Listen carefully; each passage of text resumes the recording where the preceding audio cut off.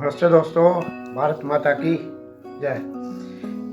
दोस्तों, सिंदूर ऑपरेशन के बाद काफ़ी समय हो गया, अचानक एक दिन बंद हो गया था और उसके बाद फिर ये प्रोपेगेंडा वार चलने लग गई कि किसने किसका कितना नुकसान किया। तो पाकिस्तान इसमें बहुत आगे कर रहा है। छः रफ़ाइल गिरा दिए और दुनिया में सबको ये पड़ी हुई है इस समय कि रफ़ाइल कितने गिरे, और किसी को इस चीज़ की नहीं पड़ी है कि पाकिस्तान की किस तरह से धज्जियाँ उड़ी। उसकी रेडिएशन लीक्स की भी कोई चिंता नहीं है कि वो कितना सीरियस था। और हमारे देश की मिट्टी भी कमाल की है, जो देशभक्त तो तगड़े पैदा करती है, पर गद्दार भी यहाँ पे बहुत जैसे एक साइंस में एक प्रिंसिपल है कि आप एक चार्ज बनाते हो तो उसका उल्ट वाला, उसका पॉजिटिव चार्ज अगर आप देते हो तो नेगेटिव चार्ज अपने आप बन जाता है। तो गुड फोर्स ऑटोमेटिकली एक अच्छी फोर्स के सामने एक बुरी फोर्स खड़ी हो जाती है। तो शायद हमारे देश में ये चीज़, ये वाला लॉ या ये वाला जो कानून है कुदरत का, एग्जिस्टेंस का, कि देवता अगर कोई पैदा होता है तो बदमाश एक अपने आप पैदा हो जाता है, सो दैट एक बैलेंस बना रहे और दोनों के बीच जो स्ट्रगल है वो चलता रहे। और उसी स्ट्रगल का शायद दैट इज वो जो एक बैंड विड्थ है, उसी का नाम शायद एग्जिस्टेंस है, और वो एक चीज़ होती है।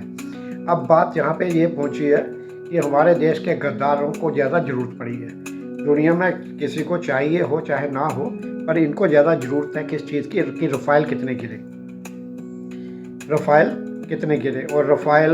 और ये चाहते हैं कि ज़्यादा रफ़ाइल गिरे हो, इनको इसमें भी ये खुशी नज़र आती है, क्योंकि ये इनका खून ही ऐसा है। ये चाहते ही ऐसा है कि क्योंकि जब से ये एग्जिस्टेंस में है और जब से इनको पावर मिली इन लोगों को, तो इन्होंने काम और कुछ इसी ढंग से किया कि ये चुने तो यहाँ जाते थे लेकिन काम करते थे पड़ोसी देश के लिए। तो ऐसे बहुत सारी चीज़ें देखी गई हैं।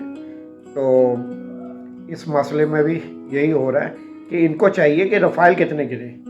तो आर्मी की जो स्टेट एक ब्रीफिंग रहती है कि एक युद्ध में स्ट्रैटेजिक एज कितना लिया है, दैट्स इम्पॉर्टेंट। और वो स्ट्रैटेजिक एज में क्या फेलियर हुआ और उस फेलियर से सीख के कहाँ पे पहुँचे, फिर आगे कैसा किया गया, तो ये एक एडवांटेज की चीज़ बनती है। और फिर वो एज कितना शानदार था, उससे कोई इनको मतलब ही नहीं है। इनको ये दिखाना है कि ये चीज़ कैसे पाकिस्तान कैसे हार सकता है। नहीं, पाकिस्तान ने तो ज़रूर मारा ही होगा। तो ये एक चीज़ थी। और दूसरा, अभी दोस्तों एक चीज़ तो ये है कि जब ऑल ऑफ सडन 5 बजे जब गन्स वेंट साइलेंट, तो ये एक सीधी सी किसी के भी लिए भी ये विश्वास की चीज़ रहती कि ऑल ऑफ सडन कैसे हो सकता है। और उसके बाद भी जो रिपोर्ट्स आई हैं कि नुकसान की, अगर इंडियन आर्म फोर्सेस ने तो अच्छी तरह ब्रीफिंग में with pictures with satellite imagery सब कुछ बताया कि how much damage we have done there, plus radiation is the biggest thing. क्योंकि उन्होंने डिस्क्लोज ही नहीं किया था कि उनके वो न्यूक्लियर इंस्टॉलेशंस हैं, वहाँ पे न्यूक्लियर चीज़ें रखी हुई हैं, क्योंकि हर साल एक दूसरे को ये एक्सचेंज की जाती है लिस्ट कि हमारी ये न्यूक्लियर प्लेसेस हैं जहाँ पे आप अटैक नहीं करोगे। तो ये चीज़ थी और उन्होंने ये बताया नहीं था। And so Indian officer said कि वी थैंक यू हमें ये बताने के लिए, हमें तो पता नहीं था। तो दोस्तों ये एक चीज़ बड़ी बन गई। और अब हम जब देखते हैं कि कैपेबिलिटी कैसे पाकिस्तान की ख़त्म हुई, अब ये दुनिया में दो फोर्सेस के बीच की लड़ाई है। अब it is between the French Rafale and the Chinese. तो वो चीज़ें हुई और किसका कितना। और इसमें तो एक और चीज़ अभी रिपोर्ट जो लेटेस्ट आई है वो ये आई है कि नूर खान नाम का एयरबेस था, वो पाकिस्तान के कंट्रोल में ही नहीं था, वो टोटल अमेरिका के कंट्रोल में था, यूएसए के कंट्रोल में था। और यूएसए के प्लेन्स वहाँ पे लेके आते थे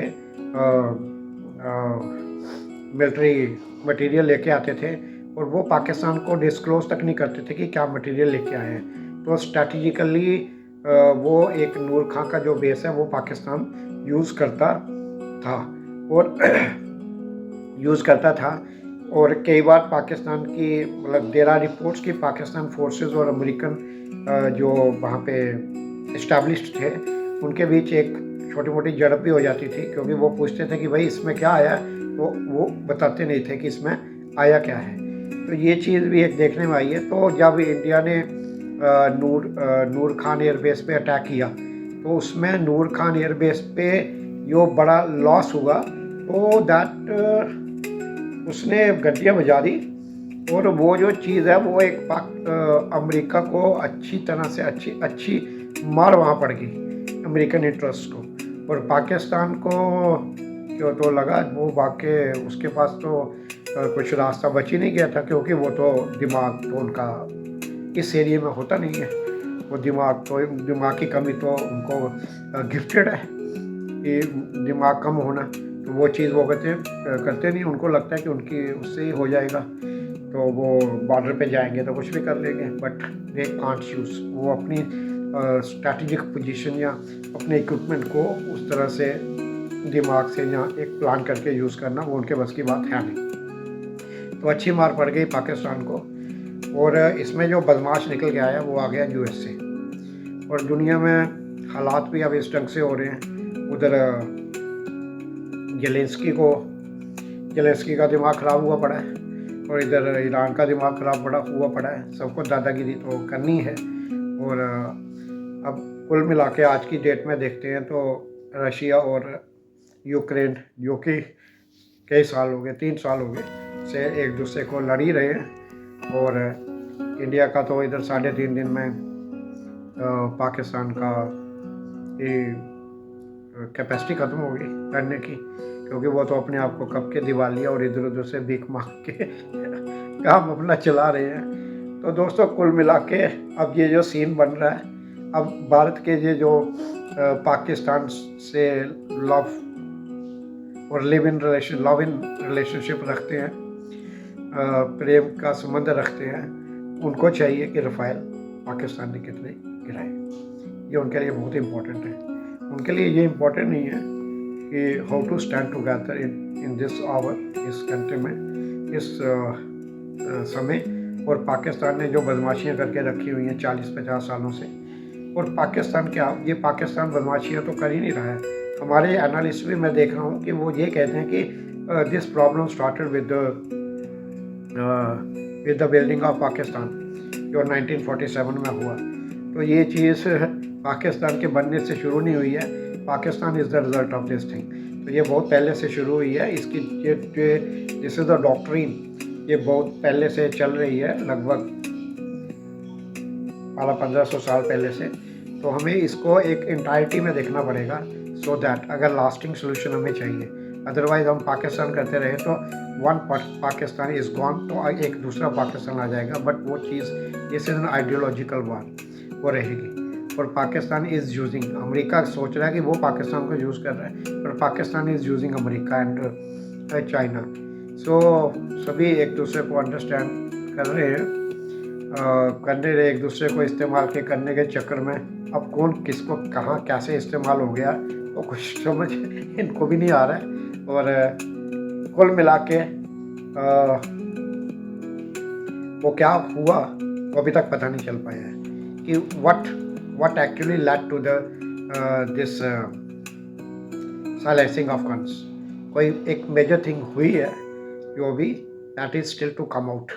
अभी लोग में जितना भी यूट्यूब पे जितने भी हो रहे हैं डिस्कशन, पैनल डिस्कशंस हो रही हैं या टीवी पे हो रही हैं, वो अंदाज़ा लगा रहे हैं, but what actually has happened word to word वो अभी तक पता नहीं चला है। समथिंग मेजर, एंड मेरे को ये लगता है, मेरा गैस ये है कि वो जो भी मेजर हुआ है उसमें अमेरिकन इंटरेस्ट को बहुत